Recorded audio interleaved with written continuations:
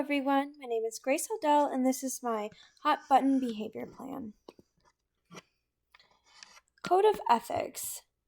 From NAEYC, our paramount responsibility is to provide care and education in settings that are safe, healthy, nurturing, and responsive for each child.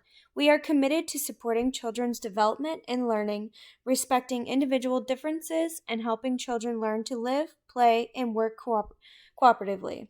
We are also committed to promoting children's self-awareness, competence, self-worth, resiliency, and physical well-being.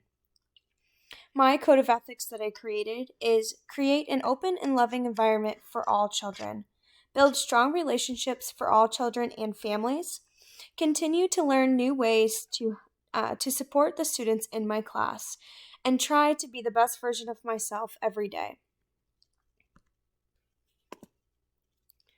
Rights of the Child.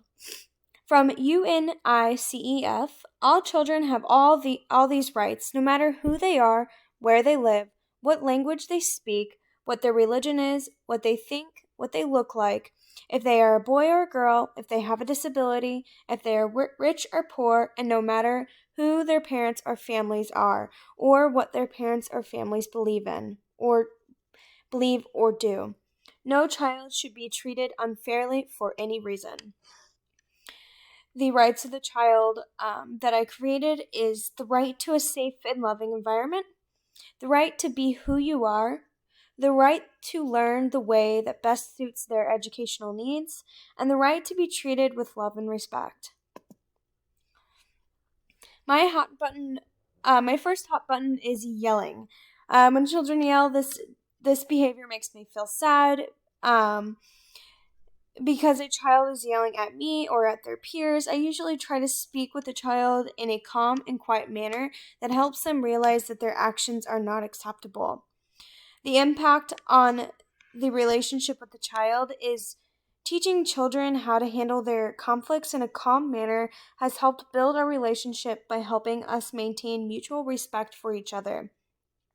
The impact on the relationship with the family is I have had many conversations with parents about yelling and how it is not acceptable in the classroom and should not be acceptable at their home either. I think that it improves our relationships because it shows that I care about their child in and outside of school, and I want the child to be respectful to everyone and not just me. I also explain that I tell the children that yelling should be when they are hurt or in danger. My second hot button is hitting. When a child hits me or their peers, it makes me extremely angry. I have to take a few deep breaths before handling the situation. I usually tell the child to come to me and I hold their hands and explain to them that we need to use our words to express ourselves and that hands are for high fives and hugs and not used for hitting. The impact on the relationship with the child is my response to a child hitting me or other children helps build a relationship because it again teaches mutual respect for their teachers and their peers. I explain to them that I get mad when they hit me because it hurts my feelings and that they would get upset if one of their friends hit them. Relationship improves the relationship with the family. I again have had many conversations with parents about hitting and how it should not be acceptable behaviors at home because it is not an acceptable behavior at school. I think that this helps build relationships with parents because it again shows that I care about the child in and outside of the classroom and want them to be the best version of themselves that they can be. My third hot button is whining. When a child is whining constantly, I feel myself losing my cool the most when it comes to this button pusher. I can 100% understand certain situations that children are whining for, but when it is constant whining, it is hard to deal with. I usually try and find an activity that the child likes to do and will help them calm down and will in turn help me calm down. Impact on the relationship with the child. My response to a child constantly whining in the classroom builds our relationship because it provides teachable moments with the children. They get upset and annoyed when one of their friends around them is whining and crying, and it is ruining the fun of the other children around. I use those moments to help explain to them that it is how I feel when they are constantly whining around me. Impact on the relationship with the family. Whining is something that is a hard behavior to talk about with my parents or with parents because they hear it all the time as well. I try to build relationships by talking to them about the things that they are whining about and find ways where I can improve to make things better for the child while they are at school. Managing hot button behaviors. Before the behavior, I would like to observe the environment and see what possible triggers there are and come up with solutions to help like objects or activities that help the child calm down or individual time spent with the child to help them feel safe and secure in their environment. That is from the Self-Care for Teachers handout that we were given. During the behavior, pause and take a deep breath. This helps you take a moment to prepare yourself for what you need to say or what you need to do. Use positive self-talk. I've got this. I do that all the time. It's very important to use self-motivation. Help the child use their preferred way to calm down. If that's using, a toy or a stuffed animal or an activity that they like, that is something that can be done during. Tag in a colleague to help if you need a break. I've done this multiple times. Sometimes you just can't handle it, especially if it's happened multiple times a day, then sometimes it is best to just tag out.